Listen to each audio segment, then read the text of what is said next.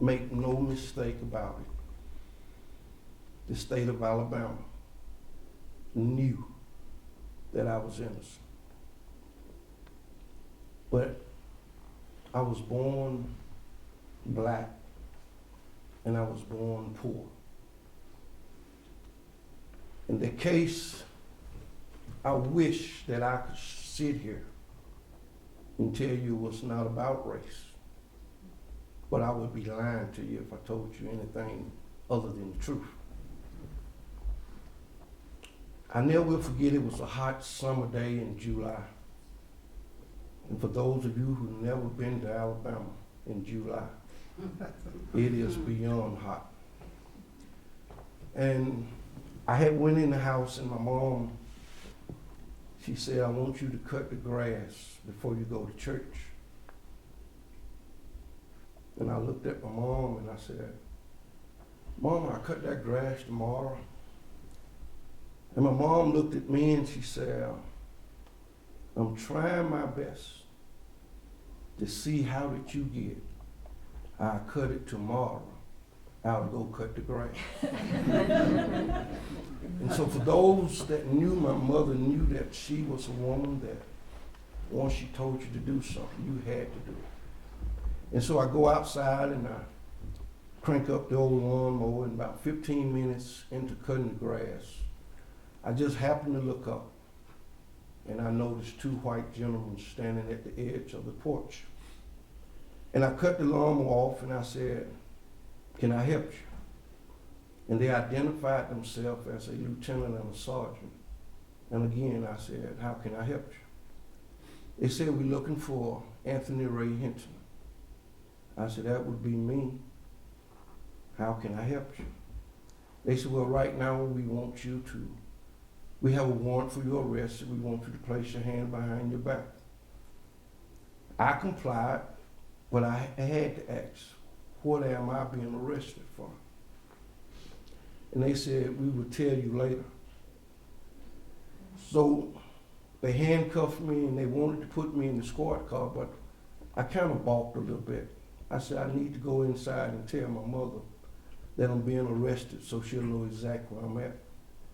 One detective said no, one detective said let him go, and after a while they finally let me went inside, and I raised my hand back, and my mom, like any good mother, she began to scream and holler, what happened to my baby? What y'all doing to my baby? And she called me baby, and I didn't like that, especially around the girls. But I was the baby of 10. She had 5 boys and 5 girls. And so they told one of the detectives, said, take him on out in the car, and they stayed inside and talked to my mom, and they carried me, once they got to talking to my mom, to a small police department. And on the way to the police department, they asked me, did I own a gun? And I said, no. I said, I don't believe in firearms. And they said, well, do your mom have a gun? I said, yes, she do. And they asked me what kind, and I told them. They went back, left me at the police station, went back to my mom's house, and she gave them the gun. They didn't have a warrant for the gun, but my mom believed in honesty. My mom believed that if you haven't done anything, you have no reason to lie, you have no reason to run. And so they kept the gun, and they finally come back and they got me.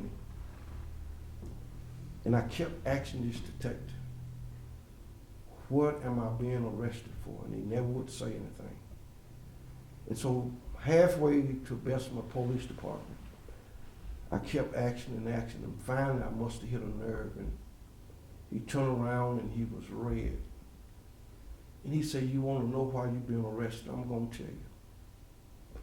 He said, we're arresting you for first-degree kidnapping, first-degree robbery, first-degree attempted murder. I said, man, I know you got the wrong person. He said, you know, I don't care whether you did it or didn't do it. He said, in fact, I believe you didn't do it. He said, but there's going to be 5 things that are going to convict you. Would you like to know what are they? And I said, yes. He said, number 1, you black. Number 2, a white man gonna say you shot him. Number 3, you're gonna have a white DA. Number 4, you're gonna have a white judge. And number 5,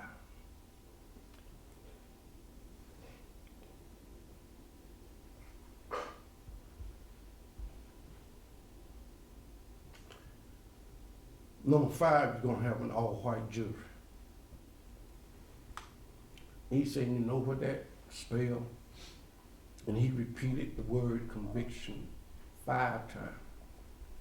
The lead investigator in Mr. Hinton's case, Sergeant Howard Miller, he got to the crime scene without knowing anything about what had happened. He walked in. Keep in mind, there's no physical evidence other than the bullet, the leftover bullets.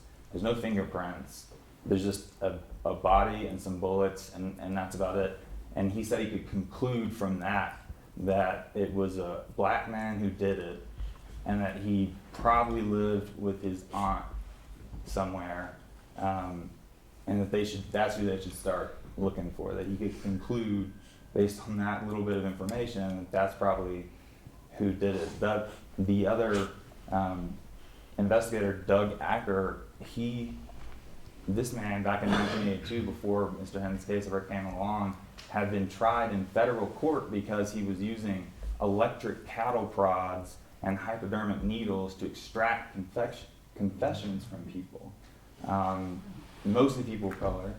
And they, unfortunately, and he was an all-white jury. He got lucky, he got a jury that he got off on. But actually in our office, we have the cattle prods that this man used to use to torture and intimidate people into confessing to things that they didn't do. The lead prosecutor that Mr. Hinton mentioned, Bob McGregor, to the best that we know, he is the only attorney in the country, I think, who's ever been found to have violated the Swain standard by striking all African Americans from juries, which was later gotten rid of because it was deemed too difficult to meet. You had to show that this was a systematic practice that happened over and over and over and over again. And this man was the only person who ever rose to that level. And he was the person who said that, he was asked to defend why it was that he was prosecuting Mr. Hinton on such thin evidence. All they had was the gun evidence.